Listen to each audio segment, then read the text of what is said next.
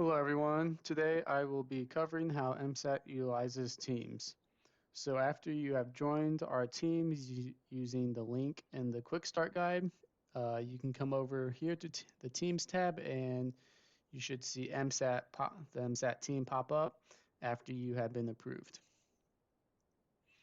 So as you can see, we have a lot of channels and there's even a handful of private channels that will not pop up for you when you join, but as you stay on the team, you may or may not be added to some of these private channels. So these channels fall into a couple categories. The first one being general, which everyone is a part of, and this is where all the mission updates are given. From there, you have your mission channels. So you have the M-Cubed mission and the NSA mission channels. And then you have your subsystem channels, so AIT, CDH, and so forth. The resource management team has a channel. There is a random channel right here, which people post memes in. Cool updates in the space industry are posted here, things like that. And like I said, there's a variety of private channels which you have to be added to. So moving into the general channel, and all these channels, you'll have a couple different tabs. So the general channel has the post tab, a files tab, where some of the more general files for the team are stored. So here, there's general meetings. So if you missed the general meeting, you can take a look at the slides. There's old mission files, recordings, whether it's from a biweekly training, team meeting, subsystem meeting. If there's any recordings, they'll be stored here. And then there's the technical resources, which is probably the most important to know about. So here, there's a whole bunch of resources so that when you first join the team and as an older member on the team, there's a lot of resources you can utilize. So there's lab trainings, older research papers that the team or other people have wrote. So definitely take a look at this on your own. There's a lot of stuff in here, for example, software tutorials. We have a whole bunch of tutorials. I won't go through all these today. However, you should definitely take a look at this on your own and get familiar with what resources there are. If there's something you think that's missing, that's something you can let the resource management team know is, hey, this training would be useful, and they can take care of getting some resources added here.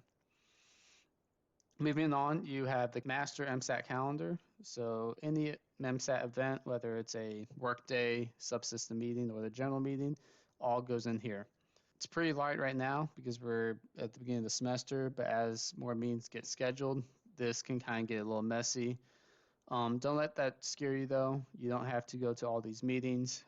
The kind of big ones are going to be the general meetings, the biweekly trainings, which happen on the off weeks. We don't have one next week, but for example, here on the off week of the general meeting, there's one. And really the subsystem meetings or work days you're a part of. And then there's SharePoint. SharePoint is kind of a built-in website into Teams. We kind of use this just to have some helpful references. So we have a quick links section.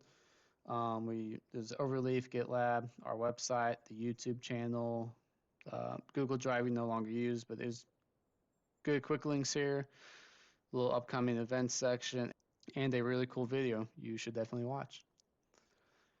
So that kind of sums up for general. This post section is typically used by the leadership team, as there's other channels that should be used for members asking questions or planning things.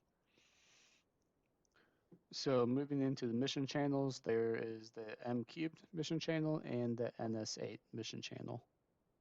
These are used for the missions to provide mission updates, schedule mission meetings, things like that. And both of them have a files tab where all of the official documentation for that mission is stored. So it's organized by subsystem, and within each subsystem, it's organized a little bit more. So again, this is something you should definitely take a look at and kind of understand how the flow of organization is. And I'll come over here to M-Cube. It's the same thing, organized pretty much exactly the same. Moving into the subsystem channel chats. These are a great way to plan out meetings, interact with the other members of the subsystem, provide updates to the subsystem, whatever. So the subsystem channels are meant for the subsystem, and they should be utilized as such. There is a files tab in each one of them. This is kind of where some of the unofficial documentation is stored. Some of them have some small trainings, and it's not very actively managed.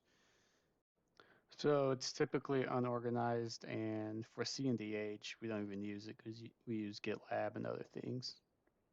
So there's not too much important going in the file section, but feel free to use it within your subsystem for unofficial documentation. So moving on to the resource management team. If you want to be a part of the resource management team, make sure you join this channel. Along with your typical post section, there is the file section where all the resources the RM team uses is located here. Even if you're not a part of the RM team, there might be some useful things in here, specifically in general. There we have Google slide template, pictures and photos. There's team gear, inventories, as well as team logos. So make sure to check these out and just get familiar with what's in here so that if you ever need it, you know where to find it. And then going into the private channels, if you are added to the private channels, someone will kind of let you know how that channel works. They vary. So there's senior design channels. There's a channel just meant for the leadership teams and things like that. So that kind of gives you a quick summary of how MSAT uses teams. So thanks for watching and see you in the next video.